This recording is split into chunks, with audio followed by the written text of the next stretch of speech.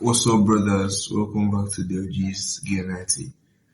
Yes, of course, I had to get the video out because today there were a lot of big games, but bro, it was a very disappointing day of football for me and for some of you guys out there as well.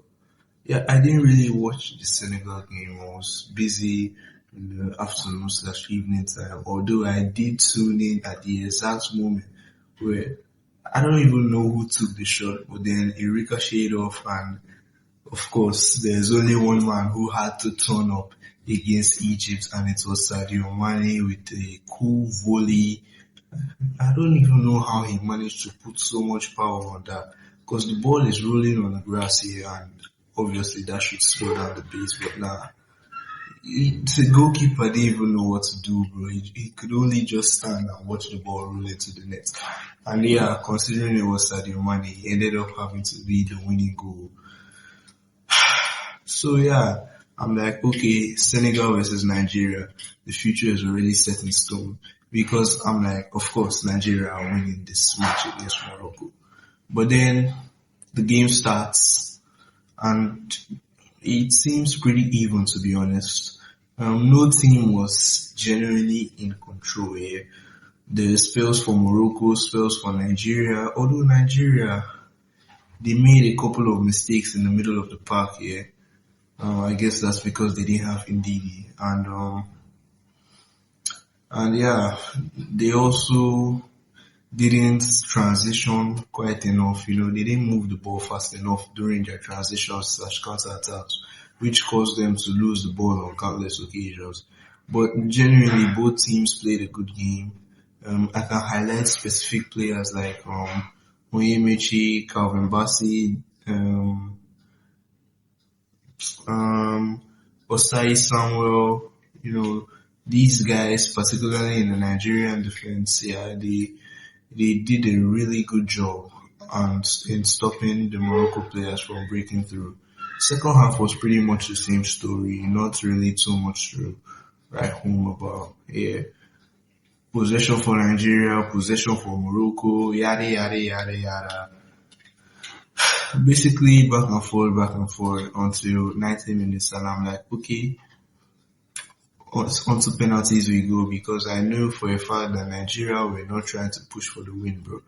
Morocco's coach is out here making so many substitutions, trying to see that they get the goal before the penalty shootout, because maybe they were scared of us or something. But they forgot something. We did not qualify for the World Cup because of what? A penalty shootout. And yeah, that must have been ringing in some of the Nigerian players' heads, even those who didn't take penalties the last time. For example, Chukwu is a man. I am completely disappointed. I mean, this brother was brought on like 5 minutes before the time to take this penalty and score. Same as Onuachi. Onuachi comes on, he scores his, converts. David Bashiru converts his. Why is it different with Chukwueze, bro? He basically passes the ball to the goalkeeper. What? Bro, what? I mean, I know Onyemechi's penalty was like by far the worst of all of them, but bro, you can excuse him. This brother played 120 minutes of good, solid football. But Chukwueze, all he did was sit and watch. And of course, miss. And then, when I want to smile about something, because this game was going on simultaneously with the Chelsea and Arsenal semi-final. So I want to smile about something. Yeah, I pick up my phone and I'm like, alright, let me tune in and see my boys deliver a 3-1 belt to ass. Yeah, I didn't do a prediction, but that was what I expected. 3-1 to the boys. And then I pick up my phone, I'm opening my streaming services and I'm just saying 3-2 to Arsenal. And I'm like, shit. What a horrible day of football it had been for me, bro. And then I'm like, okay, let me see what's happening here. First of all, I see Robert Sanchez made a stupid error.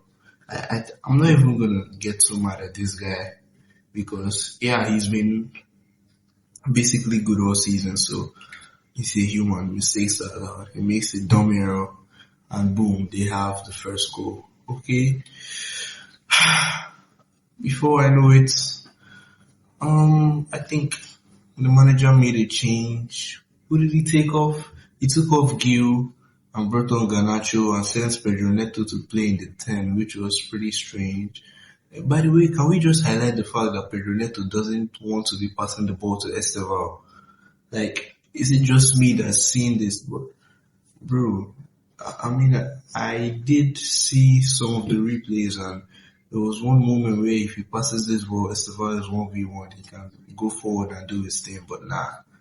Does he feel threatened by a little kid? Come on, bro. The team is bigger than you. Whatever, moving on. Garnacho comes on, he bags the brace, but it's not enough because Victor Gyökeres, Victor Groceries, bro. How did we let this brother score against us? That is another thing that hurts. And then who grabbed the last goal again? Yeah, I can't really remember, bro. Honestly, it's painful to watch both my team and my country lose the same night.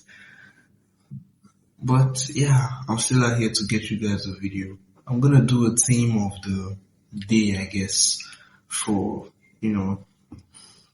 these matches that we just reviewed. And yeah, so now the final is between Senegal and Morocco. Yeah, Morocco are taking this home, bro. If Nigeria had qualified, they would have won because Senegal are a good team, but they are not up to the levels of Nigeria or Morocco currently. So yeah, I think Morocco will win. Although Senegal will score in the final, so I'm just gonna say 3-1. That's my prediction, and yeah, that's about it.